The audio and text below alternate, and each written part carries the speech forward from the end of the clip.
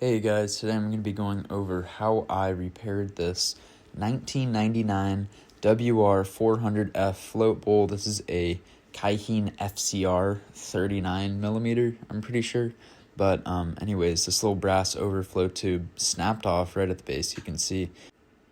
And this piece comes out of the carb 36.5mm, and it is in the carb about a millimeter or two. And I used an 1/8 inch drill bit to drill out what was left of it and replaced it with this 1/8 inch tube, and it has a specific wall diameter, so you got to look for that. I paid $2 for this at the local Ace, which is a killer deal. Then I paid $5 for this at Harbor Freight. Somebody said to use epoxy. I'm not sure if this is good or gas resistant, so I'm willing to test. This carb was pretty rusty, so safety first. Went ahead and did some wire brushing to it. I actually don't know if this is any good for this type of metal. I don't know if these are coated or whatever it is, but I did this, so I think it's better than having rust floating around personally. But it cleaned up really nice, obviously, the wire brush.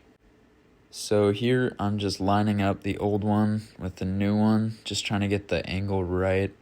You can see you want to make sure that it's nice and like flat with that. And just checking the height here as well. I think I had to correct it a couple times just to make sure it was very close to the original one. Now I'm just mixing up the epoxy using an old zip tie. Check that out. It's called making sure we recycle and reduce waste. So putting the epoxy around the base of it, and then I just put some around there kind of like a cone, and it cured and it seemed really strong. So here's the aftermath, and I'm pretty happy with it. Alright, let me know if you guys do this in the comments, or I don't know if you see any issues with this. Take it easy.